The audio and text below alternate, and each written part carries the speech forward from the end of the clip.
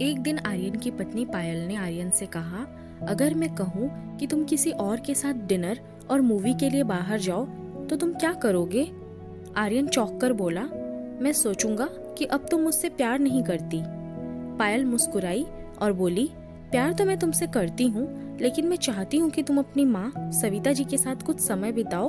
वे तुमसे बहुत प्यार करती है और तुम्हारे साथ समय बिताना उनके लिए किसी सपने जैसा होगा। आर्यन की माँ जयपुर के पुराने इलाके में अकेली रहती थी। व्यस्तता के कारण आर्यन उनसे मिलने कम ही जा पाता था। पायल की बात सुनकर उसने तुरंत माँ को फोन किया और कहा, माँ, क्या आप मेरे साथ रात के खाने और एक फिल्म के लिए बाहर चलेंगी? माँ ने थोड़ा संकोच करते हुए पूछा, सब ठीक तो है ना आर्यन, कोई परेशानी है क्या? आर्यन की माँ थोड़ी शकी स्वभाव की थी और उनके लिए ऐसा फोन किसी समस्या का संकेत था।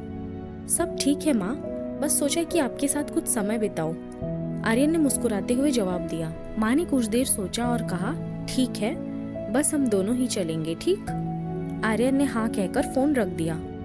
शुक्रवार की शाम को जब आर्यन उनके घर पहुंचा तो देखा कि वे पहले से तैयार थी। उन्होंने एक हल्की गुलाबी रंग की साड़ी पहनी थी और उनका चेहरा खुशी से चमक रहा था। गाड़ी में बैठते हुए माँ ने कहा, मैंने अपनी सहेलियों को बताया कि मैं अपने बेटे के साथ डिनर पर जा रही हूँ। वे बहुत प्रभावित थी। वे दोनों माँ के एक पसंद के पुराने रेस्टोरेंट राजमहल हवेली गए। यह बहुत भव्य तो नहीं था, लेकिन एकदम सुकून भरा और पारंपरिक था। रेस्टोरेंट में बैठकर आर्यन ने मेन्यू देखना शुरू किया। मेन्यू पढ़ते हुए उसने नजर उठाई तो देखा कि माँ उसे ही देख रही थी। उनके चेहरे पर एक हल्की उदास मुस्कान थी। उन्होंने कहा, जब तुम छोटे थे तो मैं तुम्हारे लिए मेन्यू पढ़ा करती थी। आर्यन ने उनकी ओर मुस्कुराते हुए कहा, माँ, अब मैं आपके लिए पढ़ूंगा।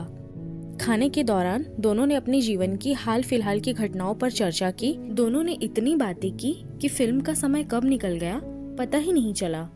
घर लौटते समय माँ ने कहा, अगर अगली बार मैं बिल का पेमेंट करूँ तो मैं तुम्हारे साथ फिर डिनर पर जाना चाहूंगी।